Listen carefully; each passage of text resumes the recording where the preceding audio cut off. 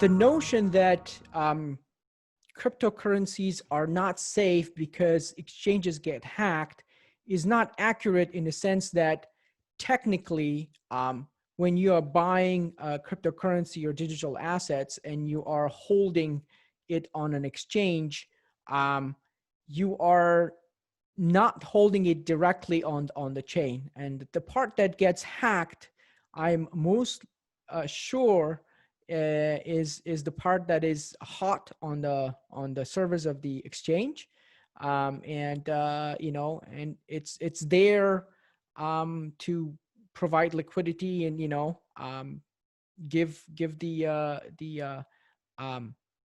users of exchange immediate liquidity. And the fact that they get hacked has to do actually with centralization. It's a honeypot for hackers. And the server client architecture that enables that kind of exploits. Cryptocurrencies themselves are hack proof. The only different difficulty is that to store them securely, you need to be tech savvy a little bit. You need to know what the seeds are. You need to know how to operate your cold storage. And things have gotten a lot better than they have been in 2 or 3 years ago. But still, there is a lot of sort of an experience gap that this whole industry needs to overcome in order to make it as seamless as, let's say, opening your app and sending money or receiving money or using your credit card for that matter. There's one thing that people do not understand is that the architecture that we use right now for, digital dollars, let's say, has a lot of costs baked into it. When you swipe your card, those 2 or 3% that you pay to Visa and whoever, some part of it goes into insurance companies, to ensure that, the fraud that takes place yearly on these networks is covered. And you indirectly pay for it by using these networks. Now, those kind of things don't exist in crypto, and they don't need to exist because unless you completely give up your private keys, then you don't run the risk of getting defrauded or whatnot, or somebody using your wallet in nefarious ways. They are extremely secure in that regard. But again, it's a different thing than exchanges being hacked, because exchanges are not directly holding your funds in a cold wallet that is tamper-proof or whatnot. Even if they are holding it in a cold wallet, let's say if 2 or 3 people know the seeds and one of them decides that the crime of taking that money and disappearing actually makes him a millionaire, and he could just go to Belize and spend the rest of his life there and not even have to worry about anything. Maybe those guys will think about that, So those are the subtleties that many people may not necessarily pick up. From an outsider's point of view, it looks like, I bought a crypto and it got hacked and now I don't have a crypto, right? It looks like cryptos are not safe, right?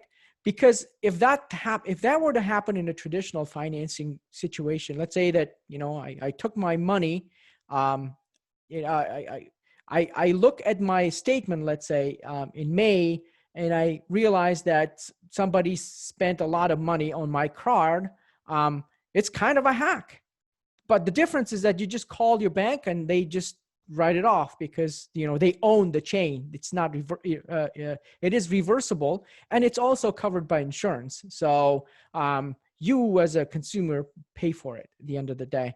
Whereas that isn't necessarily the case in crypto, especially in centralized exchanges where you don't have the custody or the security of the asset with you. Because it's there under somebody else's custody, and it's as good as their security practices. Here's the thing: when it comes to staking with third generation cryptocurrencies like Cardano, all that matters is where are your private keys. If they are in a cold wallet, they're safe. And the beauty of the third generation cryptocurrencies like Cardano is that they allow you to stake from cold wallets, meaning that their keys are never exposed to a hot environment where, and by hot environment, we mean a computer that's connected to internet that could be potentially compromised. And if somebody gets a hold of your seeds, then, the seed words, and then your wallet is basically hacked. So by staking from a cold wallet, you are absolutely guaranteed to the tune of 2 to the power of 256, which is a ginormous number. It's so ginormous that, the most powerful computers in the world will spend 10,000 years in order to crack the code. It's impossible at this point to crack or it's impractical, they say, to just repeat the jargon verbatim. But if you are staking with a cold wallet in a Daedalus, for instance, which is the wallet in Cardano, in the Cardano ecosystem, then your funds are safe unless you give your cold wallet to somebody and you tell them the pin. You are completely safe, and that's different than staking on an exchange, because unless the exchange has the same sort of rules and puts everything in a cold wallet, then you run a risk of your funds being stolen. Now, exchanges also have insurance these days, although I believe that insurance is very expensive to obtain. But you still run a risk of losing your funds, because these exchange hacks actually happen all the time. And you can calculate your risk adjusted returns if you're staking on an exchange. And my sense is that it would be negative.